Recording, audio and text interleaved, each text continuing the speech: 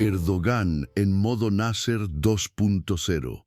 Hay momentos en los que la política deja de avanzar y empieza a repetirse. Las declaraciones recientes entre Benjamin Netanyahu y Erdogan entran en esa categoría, no tanto por lo que dicen en la superficie, sino por lo que dejan entrever, un lenguaje que ya escuchamos, un mecanismo que ya funcionó y un resultado que tampoco es un misterio. Netanyahu habló en términos concretos: Irán, seguridad, amenazas reales. Erdogan eligió otro camino. No discutió poder ni estrategia. Corrió la conversación hacia el terreno moral y personal y evitó entrar donde realmente importa. No respondió. Esquivó, y en ese movimiento ya se entiende todo lo que viene después, porque lo que aparece acá no es una reacción, es una forma de pararse. Y esa forma ya tiene antecedentes. Erdogan no está improvisando, está ocupando un lugar, el de líder regional construido a partir de la confrontación con Israel. Un rol conocido, con un libreto que ya fue probado más de una vez. Ese libreto ya tuvo protagonista. Se llamó Gamal Abdel Nasser. Durante un tiempo funcionó. Nasser hablaba, las masas respondían, el mundo árabe se alineaba y la causa palestina pasaba a ocupar el centro de todo, no como un problema a resolver, sino como una herramienta perfecta. Legitimaba, unificaba y desviaba. Ahí está el punto. La causa palestina no aparece como vía de salida, aparece como recurso político, como escenario, como instrumento de poder. Erdogan no hace algo distinto, cambia el tono, actualiza las formas, pero la lógica es la misma. Y cuando una causa se usa de esa manera, deja de acercar una solución, empieza a asegurar que el conflicto siga. Nasser también creyó que eso podía sostenerse. También creyó que se podía construir poder a partir de un enemigo absoluto y de un discurso inflado. Durante un tiempo lo logró, hasta que la realidad puso un límite. En 1967, ese discurso se encontró con la Guerra de los 6 días, y ahí terminó el mito. Egipto no solo perdió territorio, perdió posición, capacidad y margen. El proyecto político de Nasser quedó expuesto, y su figura, que hasta entonces parecía intocable, dejó de serlo. El final fue mucho más simple que el relato que lo había sostenido. Derrota,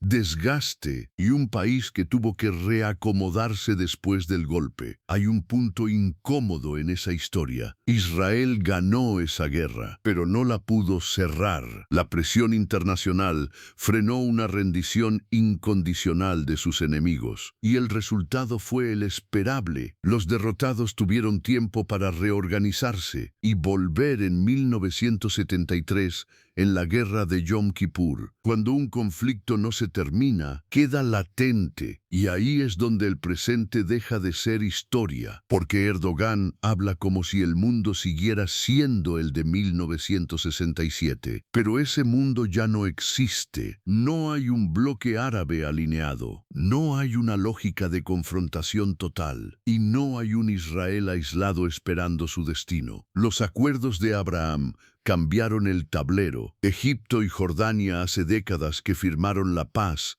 Otros países eligieron normalizar relaciones, y Siria dejó de jugar el papel que tenía. Los países árabes más influyentes hoy no siguen discursos, siguen intereses, y esos intereses pasan por estabilidad, economía y seguridad. Su vínculo militar es con Estados Unidos, no con Rusia, y eso pone límites claros. La pregunta entonces es directa: ¿quién seguiría a Erdogan? Arabia Saudita no, Emiratos tampoco, Egipto menos, Jordania ni siquiera tiene margen. Irán podría parecer una opción, pero compite con Turquía. Lo que queda son actores no estatales, útiles para generar tensión, pero incapaces de sostener una guerra. No hay coalición, no hay bloque, no hay base, y sin embargo, El discurso está. Turquía tiene peso, tiene capacidad,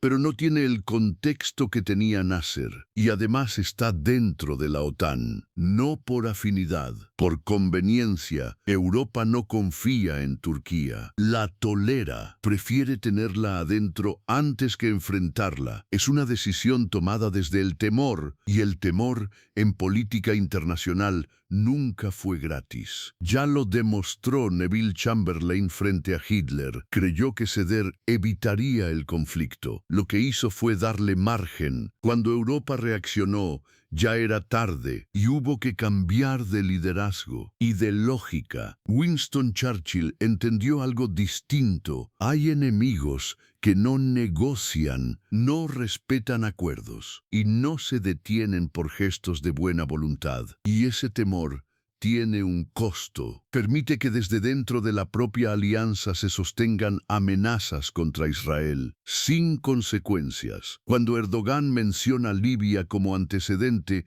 la comparación no se sostiene. Libia es un escenario débil, fragmentado, manejable. Israel es otra cosa. No es un error, es una forma de construir sentido. Israel, por su parte, no ha construido su historia reciente sobre guerras de expansión, sino sobre guerras de supervivencia. Desde sus conflictos con vecinos o las amenazas constantes de Irán desde 1979, hasta que las convirtió en hechos, la Embajada de Israel en Buenos Aires, el atentado a la AMIA o la transferencia de armamento a Hamas, Hezbollah y otros proxies como las milicias terroristas iraquíes o los propios hutíes, con declaraciones explícitas sobre su destrucción y avances concretos en materia nuclear. El eje ha sido siempre el mismo: sostener su existencia. Por eso, el problema no es si Erdogan puede hacer lo que dice. El problema es que vuelva a instalar la idea de que eso es viable. Ese lenguaje no es neutro, tiene historia, y esa historia no suele terminar bien. Erdogan no es Nasser, pero hay algo familiar en esa confianza, en esa forma de pararse frente a la historia, como si fuera una advertencia para otros. Nasser también creyó que estaba escribiendo el futuro. Terminó comprobando que el enemigo pequeño era un león defendiendo a sus cachorros.